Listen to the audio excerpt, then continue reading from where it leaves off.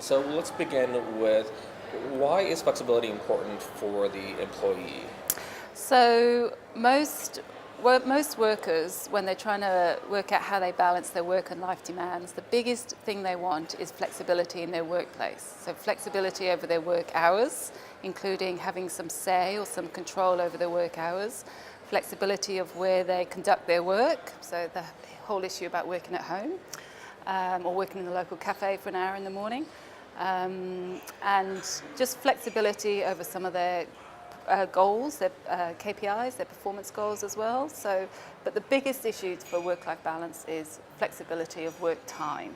So can I take a morning or an hour to take my child to the doctors and then come back and make up work later in the evening, for example, or at the weekend. And I think we've seen a huge surge in this because of increased technology has enabled workers to do this. So it's a bit of a double-edged sword. So working from home and being able to work at weekends is great, but the issue, of course, is being permanently on call and at the end of an email from your boss 24 hours a day, 7 days a week is not a good thing. So the issue is how we manage and how workers, employees manage that flexibility. So let's talk about what are some of the benefits of having a flexible environment? Well, there's been a lot of research which has shown that employers with flexible work-life balance policies that are actually accessible and actually upheld will attract and retain staff a lot better, especially staff who have a young child, so especially female staff members. There's quite a bit of evidence showing that flexibility and work-life balance policies improve job satisfaction and family satisfaction and work health and work performance. So there's direct associations, positive associations between flexibility, work-life balance policies and a number of health and performance outcomes for workers. So organisations who are proactive and forward-thinking and all the other nice things we try and achieve from our organisations are ones that have work-life balance policies in place, but also encourage workers to use those. And what about the flip side to that? Those employees that are always available for work, always on call, what does that mean to them when it comes to psychology? Well, it's quite obvious. I mean, the issues around burnout and all the mental health systems that symptoms that happen before then. So depression, anxiety.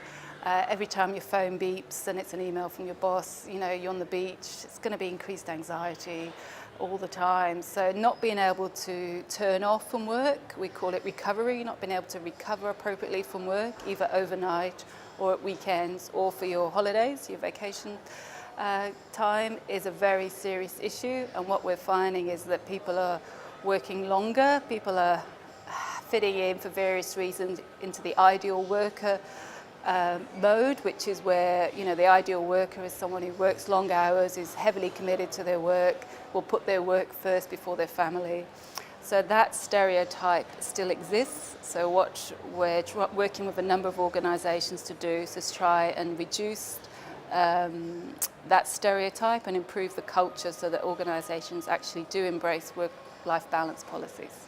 And what should employers look for when developing a new plan to keep employees and make a more flexible environment? Yeah, I mean, it's hard. I mean, the things we recommend is you have to ask employees what they want. So employees at different life stages want different things, but flexible time goes all the way through. So it doesn't matter if you're looking after young children or teenagers or sick parents or sick grandparents or a very ill spouse, you want flexible time. So that's the key issue. So if you had a policy around flexible time, that would cover a lot of your workers.